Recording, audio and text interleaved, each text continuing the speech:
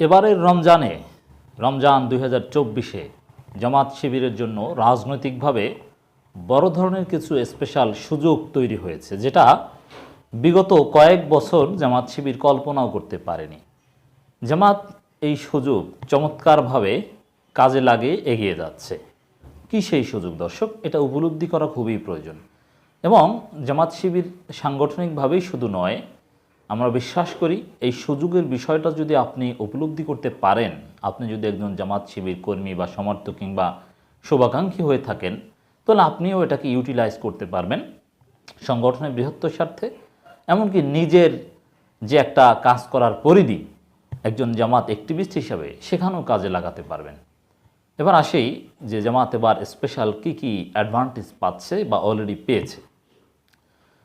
প্রথম, যে এই সম্ভবত অনেক বছর পর কোনো রমজান যেখানে জামাতের কোনো গুরুত্বপূর্ণ নেতা যার মুক্তি পাওয়ার সম্ভাবনা রয়েছে, এরকম কোনো নেতা কারাগারে নেই। এখন জামাত নেতা তো এটিএম আজহারুল ইসলামও, তার তো মুক্তি পাওয়ার সম্ভাবনা নেই, তার কেসটা ডিফারেন্ট। কিন্তু যাদের মুক্তি পাওয়ার সম্ভাবনা রয়েছে তাদের মধ্যে কেউই কারাগারে নেই। আমির, সেক্রেটারি, অন্যান্য নায়েবে আমির বৃন্দ কিংবা অ্যাসিস্ট্যান্ট সেক্রেটারি বৃন্দ, নির্বাহী পরিষদের সদস্য, জেলা আমির, মহানগর আমির, এরকম উল্লেখযোগ্য কেউই নেই। তারপরও আমাদের কাছে প্রাপ্ত তথ্য অনুযায়ী এখনও এই রমজানে 200 সামথিং বা 200-র কাছাকাছি নেতাকর্মী কারাগারে আছে। তাদের কেউ কেউ মুক্তি পাওয়াটা অনেক দীর্ঘমেয়াদী বিষয়, সাজাপ্রাপ্ত কিংবা নানান জটিলতা আছে। আর কেউ কেউ এই রমজানের মধ্যেই মুক্তি পাবে। এমনকি মামুনুল হক সাহেবও এই রমজানেই মুক্তি পাবেন, যদিও তিনি জামাত কর্মী নন। এটা একটা সুযোগ, মানে একটা সুখবর, যেখানে মাননীয় স্বরাষ্ট্রমন্ত্রী নিজেই ইঙ্গিত দিয়েছেন যে মামুনুল হক সাহেব মুক্তি পেতে পারেন, যথেষ্ট সম্ভাবনা রয়েছে, চেষ্টা করা হবে রমজানের মধ্যেই তাকে মুক্তি দিতে। দ্যাট মিনস ঈদের আগে। যে কোনো সময় হঠাৎ একদিন শুনবেন যে মামুনুল হক মুক্তি পেয়েছে।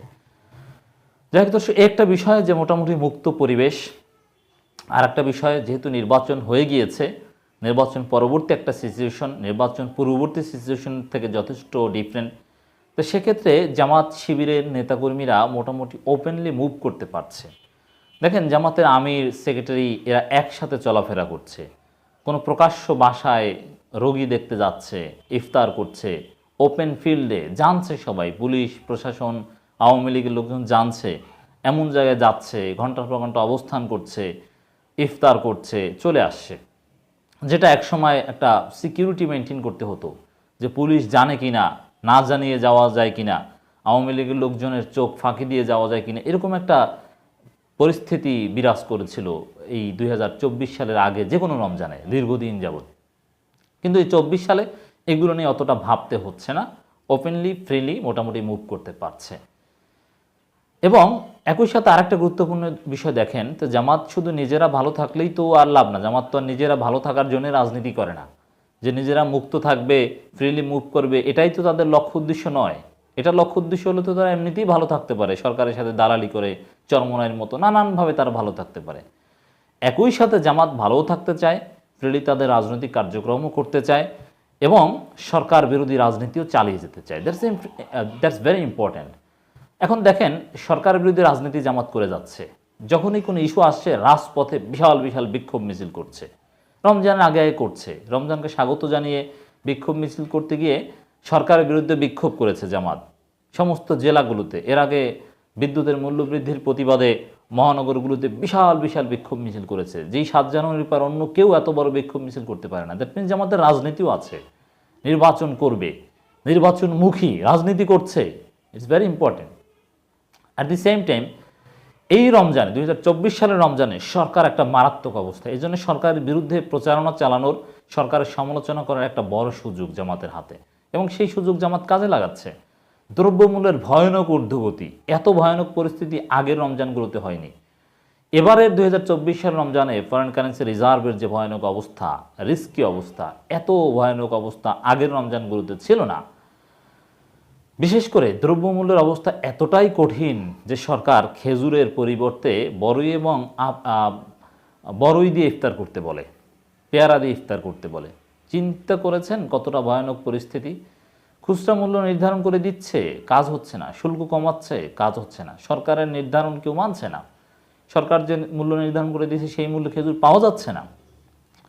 তো এই যে কঠিন অবস্থা, নিঃসন্দেহে জামাতের সুযোগ নেবে সরকারের বিরুদ্ধে, এই সুযোগ কাজে লাগিয়ে মাঠে তো নেমেছে এবং সরকারের বিরুদ্ধে কথা বলার, জনমত তৈরি করার একটা স্কোপ পেয়েছে, এটা কাজে লাগাচ্ছে। It's very important.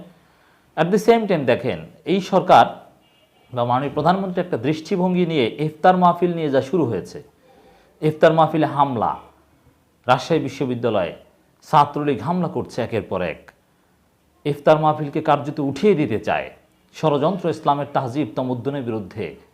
তো এই সুযোগটাও জামাত কাজে লাগাতে পারছে, সরকারের বিরুদ্ধে একটা কঠিন প্রতিবাদ প্রচারণা তুলে ধরতে পারছে। এবং একই সাথে ইফতার মাহফিল বন্ধ করার ষড়যন্ত্র, রোজা রাখা শিক্ষার্থীদের উপর হামলা বা আরও যে ইসলামের উপর যে আঘাত, এটার সমাধানে যে জামাত শিবিরের বিকল্প নাই, অন্য কোনোভাবে যে এগুলো সমাধান করা যাবে না।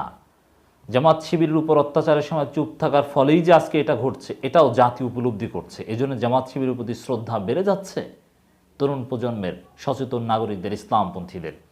তো এগুলো সব জামাত শিবিরের জন্য সুযোগ। তো এই সুযোগগুলো জামাত কাজে লাগাচ্ছে। এখন কাজে লাগিয়ে একেবারে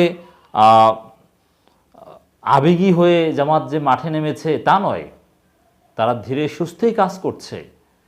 তারা ওপেনলি বড়সড় কোনো আয়োজন করে মুহূর্তের মধ্যে তাক লাগিয়ে দিচ্ছে তা নয়, ধীরে সুস্থে পরিস্থিতি চিন্তা ভাবনা করে, গরম গরম খাওয়ার চিন্তা না, একেবারেই সংযতভাবেই চলছে। হয়তো বা ধীরে সুস্থে অফিস খুলবে, আস্তে আস্তে ছোট আকারে কয়েক জায়গায় ইফতার মাহফিল করবে, কোথাও কোথাও করবে না। আবার এই সুযোগ নিয়ে জামাত কেন্দ্রীয়ভাবে এখন পর্যন্ত, আমি যেদিন পর্যন্ত কথা বলছি সেদিন পর্যন্ত ইফতার মাহফিলে ওরকম কোনো আকর্ষণীয় কিছু না হলেও বিভিন্ন মহানগরী ইফতার সামগ্রী বিতরণ করেছে, সাহারি সামগ্রী বিতরণ করেছে, ইয়াতিমদের সম্মানে ওপেন ইফতার মাহফিল করেছে। সেখানে মহানগর আমির এরা উপস্থিত আছে, বা বিভিন্ন সংগঠনের ইউনিট তারা প্রকাশ্যে ইফতার মাহফিল করছে। চট্টগ্রামে, সিলেটে বিভিন্ন জায়গা থেকে আমাদের কাছে খবর আসছে, এমনকি রাজশাহীতে, চাঁপাইনবাবগঞ্জে, সাতক্ষীরায় মসজিদ ভিত্তিক ইফতার মাহফিল করছে, যেখানে জামাতের দেওয়া ইফতার মাহফিলে সাধারণ জনগণ দলমত নির্বিশেষে অংশগ্রহণ করছে। এগুলো কিন্তু একটা চমৎকার দিক। এগুলো খুবই জামাত যে এই পরিস্থিতি চমৎকারভাবে কাজে লাগাচ্ছে, আবেগী বা অতি উৎসাহী হয়ে নয়, তার একটা প্রমাণ। তো এখন জামাত রাজনীতি অবজার্ভ করছে, যেহেতু সরকারের সাথে জামাতের কোনো সমঝোতা হয়নি, জাস্ট পরিস্থিতির উন্নতি হয়েছে, যেটা স্বাভাবিক প্রক্রিয়া। এজন্যে জামাত একেবারে ফুল ওপেনলি স্বাভাবিকভাবে চরমোনাই টাইপের, মানে আওয়ামী লীগের মিত্রদের মতো যদি কাজ করে শুরু করে দেয়, তাহলে আবার ভয়ানক দমনপীড়ন আসতে পারে।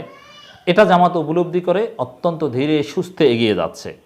জামাত ইজ এ স্মার্ট। জামাত এগিয়ে যাক, 2024 সালের রমজানেই জামাতের রাজনীতিতে নতুন দিগন্তের সূচনা হোক।